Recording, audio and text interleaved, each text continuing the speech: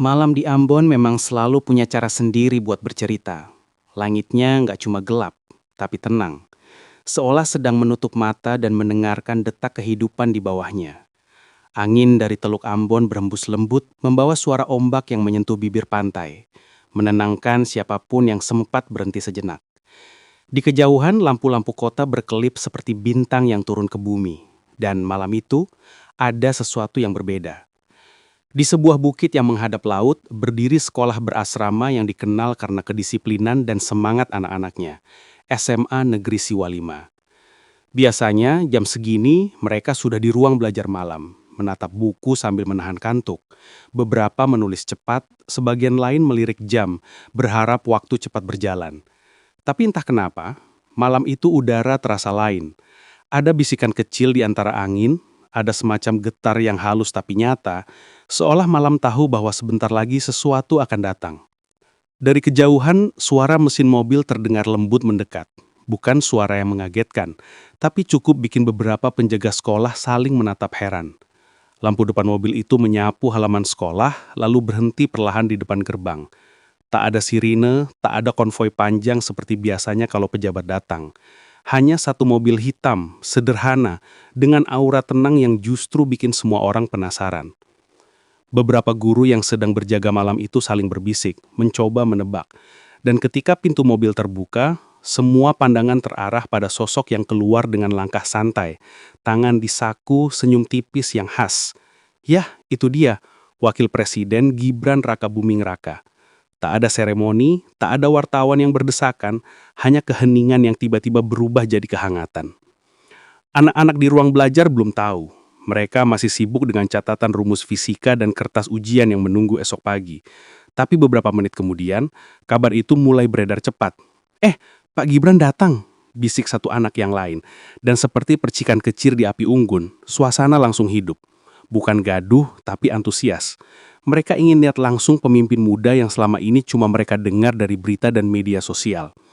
Sementara itu, Gibran berjalan pelan menapaki lorong sekolah yang sunyi. Lampu-lampu neon memantulkan bayangan lembut di lantai keramik. Ia sempat berhenti di depan ruang belajar, menatap dari jendela. Di dalam, beberapa siswa masih menunduk serius menulis di buku catatan yang sudah mulai lusuh. Gibran tersenyum kecil.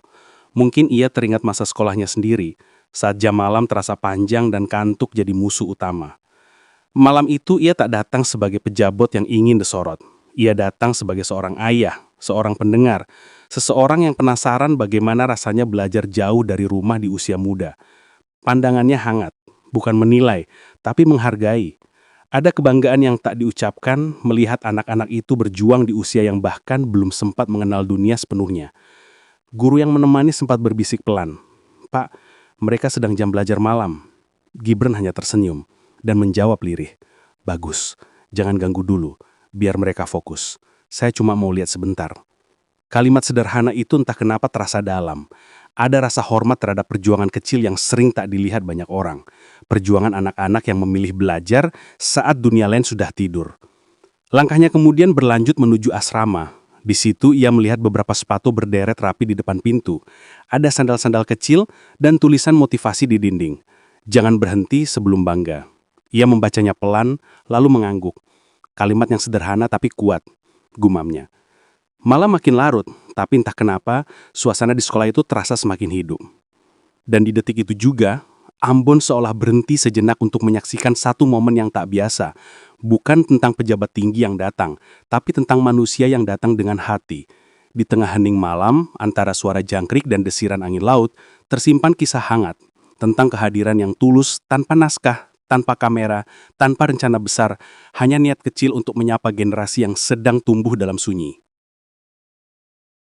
Suasana hening di ruang belajar tiba-tiba pecah pelan. Pintu diketuk 2 kali. Lembut, tapi cukup membuat semua kepala menoleh bersamaan. Di ambang pintu, berdiri sosok yang wajahnya selama ini cuma mereka lihat di televisi. Tapi malam itu, nyata, berdiri hanya beberapa langkah dari meja mereka. Gibran Rakabuming Raka tersenyum tipis. Bukan senyum formal khas pejabat, tapi senyum hangat yang seolah berkata, "Santai aja, aku cuma mampir." Beberapa siswa refleks berdiri. Kiku menatap satu sama lain, antara kagum dan tak percaya. Salah satu guru buru-buru maju, hampir gagap memperkenalkan. Anak-anak ini Pak Wakil Presiden. Tapi Gibran langsung menepuk bahu sang guru pelan, menunduk sedikit dan berkata, "Santai, Bu. Saya cuma pengen lihat anak-anak belajar malam. Jangan kaku ya." Kalimat itu meluluhkan semua ketegangan di ruangan itu. Gibran melangkah masuk. Cahaya lampu putih memantulkan siluetnya di papan tulis yang masih penuh coretan angka dan rumus. Tangannya sempat menyentuh meja paling depan, melihat buku terbuka yang dipenuhi catatan rapi. "Siapa yang tulis ini?" tanyanya. Seorang siswa perempuan mengangkat tangan malu-malu.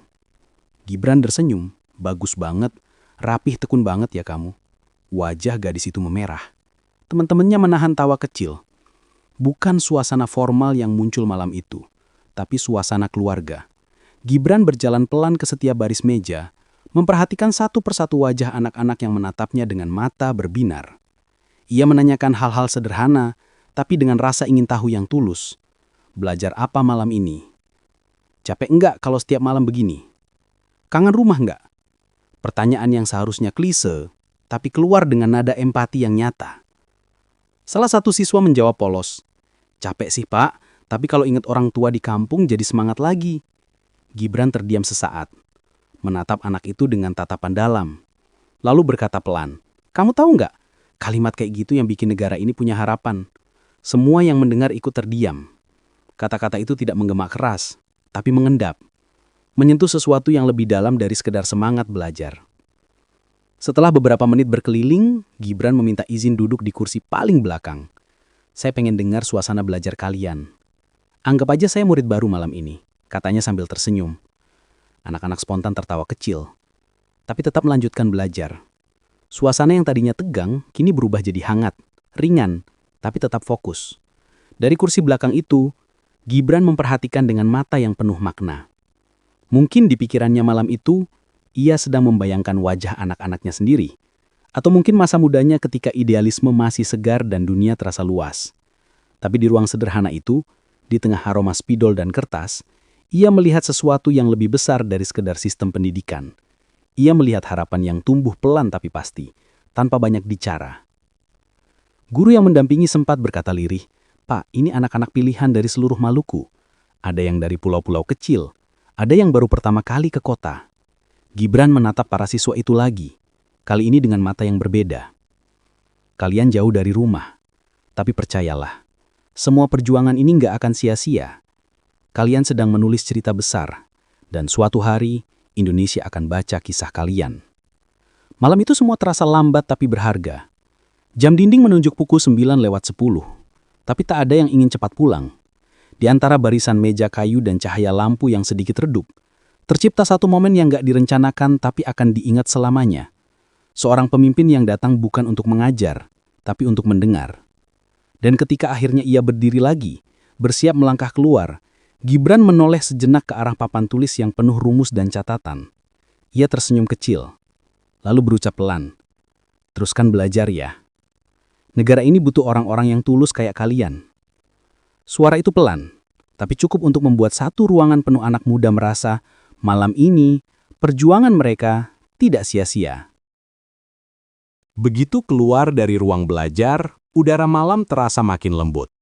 Di tangan Gibran ada sebuah kotak sederhana yang tadi dibawa ajudannya dari mobil. Tanpa banyak bicara, ia membuka kotak itu di meja kecil dekat aula asrama. Isinya puluhan donat hangat, aromanya manis, lembut, dan tiba-tiba membuat suasana malam berubah hangat. "Saya nggak bawa banyak, tapi cukup buat rame-rame," katanya dengan nada ringan. Kalimat itu sederhana, tapi membuat mata anak-anak langsung berbinar. Anak-anak yang tadi masih tegang, kini mulai mendekat, duduk melingkar di lantai. Tak ada protokol, tak ada barikade. Mereka berbagi donat sambil tertawa pelan. Sesekali saling dorong karena berebut rasa coklat. Gibran duduk di tengah-tengah mereka, tanpa kursi, tanpa jarak. Di momen itu, gelar wakil presiden seolah hilang. Yang tersisa hanyalah sosok muda yang datang membawa niat baik dan segenggam waktu untuk mendengar. "Pak, enak banget donatnya," celetuk seorang siswa sambil mulutnya masih penuh. Gibran tertawa kecil. "Bagus, berarti belum pada ngantuk ya. Kalau udah ngantuk, donat pun rasanya kayak batu." Semua tertawa keras. Tawa yang jujur, bukan karena basa-basi. Ada semacam koneksi yang tumbuh alami malam itu, antara pemimpin dan anak muda yang sedang tumbuh dalam keterbatasan, tapi punya semangat besar. Setelah tawa reda, Gibran mulai bertanya pelan. Kalau boleh jujur, apa yang paling kalian kangenin selama di asrama? Salah satu anak menjawab lirih. Masakan mama, Pak. Yang lain menyusul. Suara ayam di kampung, Pak. Lalu ada yang nyeletuk. Sinyal internet, Pak. Semua langsung pecah tawa lagi. Termasuk Gibran. Tapi di balik tawa itu, ada haru yang samar. Ia tahu, di balik candaan polos itu tersimpan rindu dan perjuangan besar yang tidak semua orang mampu jalani di usia semuda itu. Berat ya jauh dari rumah, tapi kalian hebat, bisa tetap semangat. Kadang orang kota aja nggak sekuat kalian. Ucapannya seperti angin lembut yang menyentuh dada. Tak butuh tepuk tangan, karena kalimat itu sudah cukup menjadi pengakuan yang berarti. Beberapa anak menunduk, ada yang tersenyum, ada pula yang menggigit donatnya sambil menahan mata yang tiba-tiba berair. Gibran lalu melanjutkan, kalau nanti kalian besar, jangan cuma kejar sukses buat diri sendiri. Ingat malam-malam kayak gini. Ingat tempat kalian belajar bertahan. Suaranya tenang, tapi tiap kata terasa berisi. Ia tidak sedang memberi nasihat, tapi seperti sedang menitipkan sesuatu yang penting. Nilai, bukan sekedar pesan. Salah satu guru yang berdiri di belakang nyaris tak percaya dengan pemandangan itu. Anak-anak yang biasanya butuh dorongan untuk semangat, malam itu justru berebut bicara, ingin bercerita lebih banyak. Tentang mimpi, tentang kampung halaman, tentang cita-cita mereka yang kadang terdengar mustahil tapi diucapkan dengan yakin. Dan Gibran mendengarkan semuanya tanpa memotong, tanpa menggurui. 1 jam berlalu tanpa terasa. Kotak donat sudah kosong, tapi suasana hati malam itu penuh. Gibran berdiri, menepuk bahu seorang siswa laki-laki yang sedari tadi paling banyak bicara. Terus jaga semangatnya ya. Suatu hari, kamu yang bakal gantiin saya ngomong di depan anak-anak kayak gini. Anak itu hanya terdiam, matanya berbinar, bibirnya menahan senyum. Mungkin untuk pertama kalinya, ia merasa dilihat bukan sebagai siswa biasa, tapi sebagai seseorang yang punya masa depan. Malam semakin larut, angin makin dingin, tapi tak ada satupun yang ingin cepat berakhir. Saat Gibran pamit, anak-anak serempak berdiri, spontan, tanpa disuruh. Mereka menyalami tangannya satu persatu, dengan cara yang sederhana tapi tulus. Dan sebelum masuk ke mobil, Gibran sempat menoleh sebentar, melambaikan tangan sambil berkata, "Belajar yang rajin, nanti gantian saya yang minta donat buatan kalian." Malam itu, di halaman sekolah kecil di atas Bukit Ambon, tak ada gemerlap lampu istana, tak ada panggung besar, tapi ada sesuatu yang jauh lebih bernilai. Rasa hangat di antara keheningan yang lahir dari pertemuan sederhana antara seorang pemimpin dan generasi muda yang diam-diam menyalakan api kecil harapan untuk Indonesia. Setelah obrolan hangat di aula, Gibran diajak berkeliling melihat asrama. Lampu-lampu lorong sudah mulai diredupkan, hanya menyisakan cahaya lembut dari sudut-sudut tembok yang berwarna krem. Langkahnya pelan, sepatu dinasnya nyaris tak bersuara di lantai semen yang dingin. Di dinding tergantung foto-foto kegiatan siswa. Wajah-wajah muda dengan senyum tulus, mengenakan seragam sederhana, tapi memancarkan keyakinan yang sulit dijelaskan. Ini mereka, Pak, anak-anak dari pulau-pulau kecil di seluruh Maluku, ucap seorang guru sambil membuka pintu asrama perempuan. Di dalam, suasananya tenang.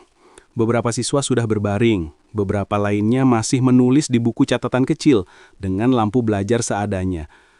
Gibran menatap pemandangan itu lama, tanpa kata. Ada rasa haru yang halus, seperti melihat potongan masa depan yang sedang tumbuh perlahan di tengah keterbatasan. Ia mendekati salah satu meja yang di atasnya ada foto keluarga kecil dan selembar kertas bertuliskan tangan, "Mama, aku rindu, tapi aku harus kuat." Gibran tersenyum samar, lalu meletakkan tangannya di meja itu.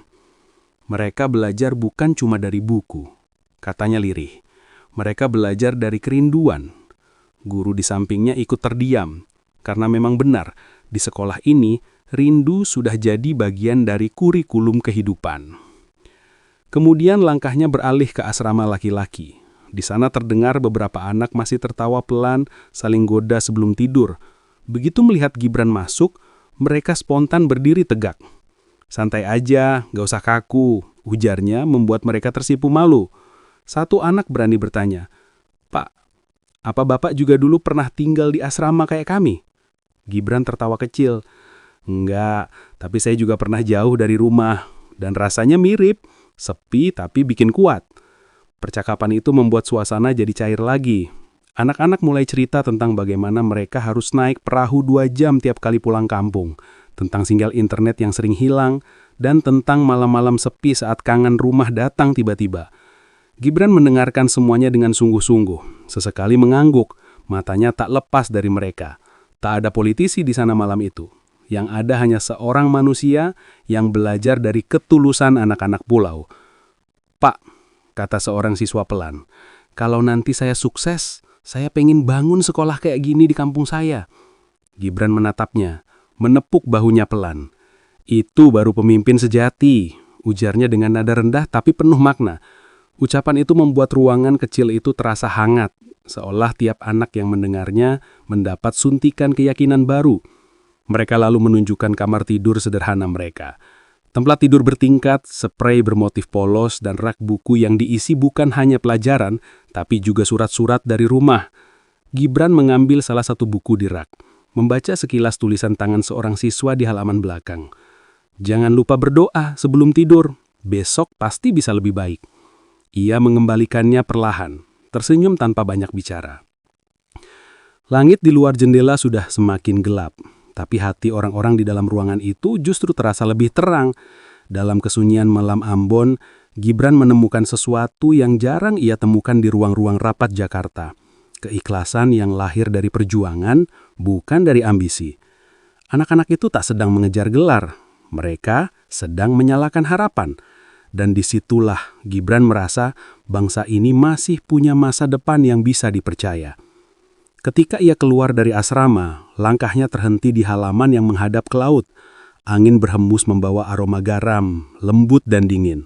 Dari kejauhan, terdengar samar suara anak-anak bernyanyi pelan dari kamar mereka. Lagu daerah Maluku yang penuh kerinduan. Gibran menutup mata sejenak, menikmati setiap nada. Mereka bernyanyi bukan karena disuruh, tapi karena hati mereka masih hidup. Malam itu, di bawah langit Ambon yang gelap tapi jujur, Gibran menemukan sesuatu yang sederhana tapi berharga, bahwa masa depan negeri ini tidak dibangun di gedung tinggi atau ruang rapat mewah, melainkan di tempat-tempat kecil seperti ini, di tangan anak-anak yang belajar menaklukkan sunyi dengan keberanian. Setelah dari asrama, Gibran melangkah pelan menuju kantin sekolah. Tempat itu sudah gelap, hanya tersisa cahaya dari satu lampu neon yang berkedip lemah di sudut atap. Di atas meja, masih ada sisa gelas teh hangat dan beberapa piring nasi yang belum sempat dicuci. Ia menatapnya lama, seolah sedang membaca cerita yang tertinggal dari hari yang panjang. "Beginilah kehidupan mereka," bisik salah satu guru. Sederhana tapi penuh semangat. Gibran hanya mengangguk, matanya lembut, pikirannya jauh. Ia lalu berjalan ke dapur kecil di belakang kantin, mencium aroma minyak goreng dan bumbu yang masih tertinggal di udara. Di sana, seorang petugas kebersihan tua sedang mencuci piring sambil bersenandung pelan. Begitu sadar ada yang datang, lelaki itu refleks berhenti, kaget setengah mati. "Ampun Pak, saya nggak tahu Bapak masih di sini." Tapi Gibran menepuk bahunya pelan. "Nggak apa-apa Pak, saya justru senang lihat orang kerja sepenuh hati begini. Jangan berhenti bernyanyi ya." Kalimat itu terdengar ringan, tapi mengandung penghargaan yang dalam bagi kerja-kerja kecil yang sering luput dari pandangan orang besar. Dari situ, ia melanjutkan ke lapangan tengah. Rumputnya agak basah karena embun, tapi Gibran tetap berjalan tanpa ragu. Ia berdiri di tengah lapangan, menatap gedung-gedung sekolah yang berdiri kokoh di bawah langit Ambon yang mulai dipenuhi bintang. Di situ, dalam diam, ia seperti sedang berbicara dengan dirinya sendiri, tentang perjalanan, tentang tanggung jawab, tentang arti hadir tanpa perlu banyak kata. Karena malam itu kehadirannya bukan untuk difoto, tapi untuk dirasakan. Beberapa guru mendekat, masih kagum dengan sikap santainya. "Bapak nggak capek? Dari pagi kegiatannya padat," tanya salah satu. Gibran menatap mereka sebentar, lalu menjawab, "Capek itu pasti, tapi lihat anak-anak itu. Rasanya semua capek langsung hilang. Kadang kita cuma butuh mengingat Kenapa dulu mau memimpin? Ucapannya tenang, tapi menampar lembut siapapun yang mendengar, bahwa jabatan tak ada artinya kalau lupa cara menyentuh hati manusia. Salah satu guru bercerita perlahan tentang keseharian anak-anak di Siwalima, tentang perjuangan mereka bangun pagi, tentang perjuangan menghafal pelajaran di tengah sinyal yang sering hilang, dan tentang bagaimana mereka belajar menahan rindu sambil tetap tersenyum. Gibran mendengarkan semuanya tanpa menyelah. Ia sesekali mengangguk, sesekali menatap tanah, seolah sedang menampung setiap kisah itu dalam dadanya. Saya merasa malu, karena mereka bisa tetap semangat tanpa mengeluh, sementara kita di kota sering lupa bersyukur. Langit malam makin bersih, bintang-bintang seolah turun sedikit lebih rendah malam itu, seakan ingin ikut menyaksikan pertemuan yang tak direncanakan ini. Di bawah cahaya remang, wajah Gibran tampak tenang, tidak dibuat-buat, tidak disorot kamera, tapi nyata. Ada kebahagiaan yang tak terlihat tapi bisa dirasakan, seolah malam itu bukan tugas negara, tapi perjalanan batin. Sebelum kembali ke mobil, ia sempat berhenti di depan ruang guru. Di sana tergantung tulisan besar dari potongan karton warna-warni. Pendidikan bukan tentang siapa yang paling pintar, tapi siapa yang paling peduli. Gibran membacanya pelan, lalu menoleh ke guru yang mendampingi. Saya setuju, dan malam ini saya belajar itu, bukan dari seminar, tapi dari kalian. Guru itu hanya tersenyum, matanya berkaca. Langkah-langkah sepatu Gibran terdengar pelan, di antara udara malam yang mulai dingin. Setiap langkah seolah meninggalkan pesan tak terlihat. Bukan pesan politik, bukan janji kampanye, tapi pesan kemanusiaan yang sederhana. Hadir itu tidak selalu tentang berbicara. Kadang cukup dengan mendengarkan, memahami, dan menghargai. Sebelum masuk ke mobil, ia sempat berhenti di depan ruang guru. Di sana tergantung tulisan besar dari potongan karton warna-warni. Pendidikan bukan tentang siapa yang paling pintar, tapi siapa yang paling peduli. Gibran membacanya pelan, lalu menoleh ke guru yang mendampingi. Saya setuju, dan malam ini saya belajar itu. Bukan dari seminar, tapi dari kalian. Guru itu hanya tersenyum, matanya berkaca. Langkah-langkah sepatu Gibran terdengar pelan di antara udara malam yang mulai dingin. Setiap langkah seolah meninggalkan pesan tak terlihat. Bukan pesan politik, bukan janji kampanye, tapi pesan kemanusiaan yang sederhana. Hadir itu tidak selalu tentang berbicara. Kadang cukup dengan mendengarkan, memahami, dan menghargai. Sebelum masuk ke mobil, ia sempat berhenti di depan ruang guru. Di sana tergantung tulisan besar dari potongan karton warna-warni. Pendidikan bukan tentang siapa yang paling pintar, tapi siapa yang paling peduli. Gibran membacanya pelan, lalu menoleh ke guru yang mendampingi.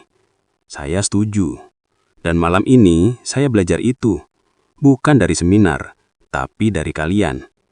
Guru itu hanya tersenyum, matanya berkaca. Ada kebahagiaan yang tak terlihat tapi bisa dirasakan. Seolah malam itu bukan tugas negara, tapi perjalanan batin. Mobil pun perlahan melaju menuruni bukit. Dari balik jendela, Gibran melihat kembali siluet sekolah yang semakin jauh, seperti bintang kecil di tengah gelapnya malam Ambon. Dan dalam hatinya, ia tahu, kunjungan sederhana malam itu bukan sekedar agenda, tapi pengingat bahwa terkadang makna terbesar justru lahir dari hal-hal yang tampak kecil, tapi dilakukan dengan hati yang besar. Mobil Gibran berhenti di pertigaan kecil. Lampu kota Ambon berkelap-kelip di kejauhan, seperti bintang yang menolak padam. Ia membuka jendela, membiarkan angin malam menyusup masuk, membawa aroma laut yang khas, lembut, tapi menusuk kenangan. Dari kejauhan, terdengar suara jangkrik dan ombak yang menepi pelan. Malam itu seolah ingin bicara, ingin menegaskan sesuatu, bahwa tidak semua cahaya datang dari lampu, kadang datang dari niat baik yang tulus dan diam. Ia memandang ke arah sekolah yang sudah tertinggal jauh di atas bukit. Bayangan bangunannya masih terlihat samar seperti potongan memori yang enggan hilang. Ternyata begini rasanya kalau kita benar-benar datang ke tempat yang butuh didengar, ucapnya lirih, lebih kepada diri sendiri. Ajudan di sampingnya tak menjawab, hanya menatapnya dengan hormat. Ada momen langka malam itu, di mana seorang pemimpin tak sedang berpidato, tapi sedang menundukkan hati. Di luar, jalanan basah karena embun. Lampu kendaraan memantulkan cahaya di atas aspal, menciptakan pantulan yang indah, seolah malam itu sedang menulis puisinya sendiri. Gibran memandangi pantulan itu lama-lama, dan dalam benaknya muncul wajah-wajah anak Siwalima. Senyum mereka, sorot mata mereka, bahkan suara tawa kecil di sela dingin malam. Mereka bukan sekedar pelajar, pikirnya. Mereka pengingat bahwa Indonesia ini masih punya harapan sejauh kita mau datang dan melihatnya sendiri. Dalam diam, ia teringat masa remajanya. Saat hidupnya belum sepadat sekarang, saat yang ia pikirkan hanya tugas, sepak bola, dan makan malam di rumah bersama keluarga. Tapi anak-anak di Siwalima tidak seberuntung itu. Mereka berjuang jauh dari rumah, menukar kenyamanan dengan cita-cita. Disitulah, Gibran merasa disentuh, bukan karena kasihan, tapi karena kagum. Ada kekuatan yang tumbuh dari keterbatasan, dan malam itu, ia melihatnya langsung dengan mata kepala sendiri. Lampu di dalam mobil diredupkan, suasana menjadi tenang, hanya suara mesin yang berdengung lembut. Mereka belajar dalam keheningan, tapi hasilnya akan bersuara besar suatu hari nanti. Ucapnya pelan, seolah bicara dengan waktu. Ia lalu menatap keluar lagi, melihat laut gelap yang luas terbentang, metafora sempurna bagi perjalanan bangsa. Penuh ombak, tapi selalu punya arah. Ajudannya lalu menawarkan minum, tapi ia menolak dengan senyum. Nanti saja, saya masih ingin menikmati malam ini. Ada sesuatu dalam intonasi kalimat itu. Tenang, tapi penuh makna. Seolah ia sedang menahal momen agar tak cepat berakhir karena tahu perasaan seperti ini jarang datang. Bukan momen politik, bukan urusan kantor, tapi perasaan manusiawi yang menyejukkan, terhubung dengan sesama tanpa sekat jabatan. Ketika mobil mulai melewati jembatan kecil, ia melihat sekelompok anak muda duduk di tepi jalan sambil bermain gitar. Suara mereka pelan, tapi jujur. Ia tersenyum tipis. Musik selalu punya cara aneh menyatukan dunia yang berbeda. Tanpa disadari, ia mengetuk-ngetuk jari di lututnya mengikuti irama. Sekilas, malam itu tak lagi terasa dingin. Ada hangat yang datang dari arah yang tak terduga. Lalu, tanpa aba-aba, ia berkata pelan. Mungkin kepemimpinan itu sesederhana ini. Datang, mendengar, lalu meninggalkan makna. Kalimat itu menggantung di udara. Sederhana, tapi bergetar. Karena malam itu, Gibran tidak sedang mengunjungi sekolah. Ia sedang mempelajari ulang arti hadir, sesuatu yang tak bisa diajarkan oleh jabatan, tapi hanya bisa dirasakan lewat pengalaman yang jujur. Mobil terus melaju menuruni jalan. Di kaca belakang, cahaya dari Bukit Siwalima semakin kecil, tapi tidak hilang. Ia seperti bintang yang tetap menyala, meski dijauhkan dari pandangan. Di kursinya, Gibran masih terdiam, tapi matanya penuh renungan. Ia tahu, malam itu bukan sekedar perjalanan, tapi titik balik kecil, yang mungkin ia akan kenang setiap kali langkahnya terasa terlalu cepat. Dan di bawah langit Maluku yang jernih, di antara ombak dan nyanyian malam, Gibran menemukan sesuatu yang selama ini ia cari dalam keramaian kota. Ketulusan yang tidak butuh sorotan, hanya butuh kehadiran. Sebuah cahaya di tengah malam yang tidak membutakan, tapi menuntun. Pagi datang dengan tenang, tapi udara Ambon masih menyimpan sisa kisah dari malam sebelumnya. Di bukit kecil, tempat SMA Siwalima berdiri, embun menggantung di ujung daun, dan cahaya matahari mulai menelusup pelan melalui celah pepohonan. Para siswa belum bangun sepenuhnya, tapi suasana terasa berbeda. Ada sesuatu yang tertinggal dari kunjungan Wapres Gibran malam itu. Bukan benda, bukan berita besar, melainkan perasaan. Bahwa mereka dilihat, diingat, dan dihargai. Di lorong asrama, beberapa siswa masih membicarakan kejadian semalam. Masih nggak nyangka ya, ujar seorang siswi sambil menyisir rambutnya. Wapres datang malam-malam dan dia nggak sok. Kalimat sederhana itu menggambarkan segalanya. Tak ada jarak yang terasa antara pemimpin dan rakyat. Hanya ada rasa kagum yang hangat, seperti seseorang yang datang bukan untuk dinilai, tapi untuk memahami. Guru-guru pun masih terbawa suasana. Di ruang guru, mereka duduk sambil menatap halaman sekolah yang mulai diterangi cahaya pagi. Biasanya pejabat datang pagi, ramai dengan kamera dan protokol, ujar seorang guru tua sambil tersenyum. Tapi semalam beda. Ia datang diam-diam tapi meninggalkan gema. Kata gema itu tepat, karena meski langkah Gibran sudah jauh, suaranya masih terpantul di hati orang-orang yang sempat menatapnya malam itu.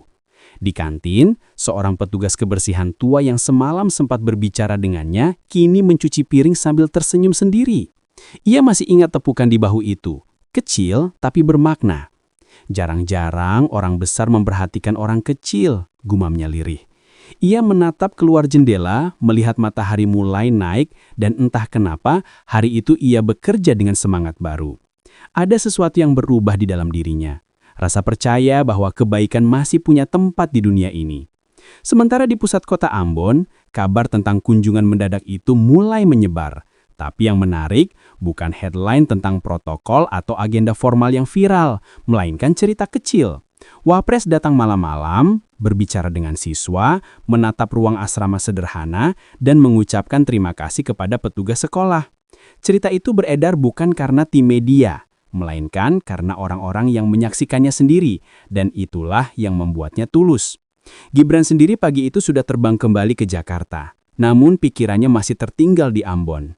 Di pesawat, ia membuka jendela, melihat awan berarak, dan sekelebat muncul bayangan lampu sekolah Siwa 5 di malam hari. Ia tersenyum pelan, lalu mencatat sesuatu di ponselnya. Hanya satu kalimat, pemimpin tidak selalu harus didengar, kadang cukup hadir dan melihat. Catatan itu pendek, tapi menjadi pengingat yang ia simpan untuk dirinya sendiri. Hari-hari berikutnya, kehidupan di Siwa 5 berjalan seperti biasa. Tapi, ada semangat baru di antara anak-anak. Mereka mulai lebih rajin belajar, seolah kunjungan malam itu menyalakan sesuatu yang sebelumnya redup. Bukan karena pujian, tapi karena rasa percaya diri yang tumbuh. Bahwa perjuangan mereka tidak sia-sia, bahwa di balik jauh dan sunyinya bukit itu, ada yang peduli. Beberapa minggu kemudian, salah satu siswa menulis di majalah dinding sekolah. Malam itu kami belajar satu hal penting. Tidak semua pemimpin datang di siang hari. Tulisan itu sederhana, tapi semua yang membaca tersenyum. Karena mereka tahu, kalimat itu bukan karangan, itu kenangan. Di sisi lain, para guru mulai membahas rencana memperbaiki beberapa fasilitas sekolah. Kalau beliau saja peduli, masa kita diam? Ujar salah satu di antara mereka. Dan tanpa disadari, semangat malam itu menular, tumbuh jadi gerakan kecil yang nyata. Bukan perintah, bukan proyek, tapi kesadaran. Dan di atas bukit itu, di antara kabut pagi yang perlahan naik, sekolah Siwa 5 tetap berdiri. Tapi kini berbeda. Ia tak lagi sekedar tempat belajar, melainkan simbol dari pertemuan dua dunia. Dunia sederhana yang penuh mimpi, dan dunia kekuasaan yang akhirnya tahu cara merendah. Karena di antara dinginnya malam Ambon, telah lahir sesuatu yang hangat dan abadi. Jejak kecil dari seorang pemimpin yang datang tanpa seremonial, tapi meninggalkan pelajaran tentang kemanusiaan yang sesungguhnya.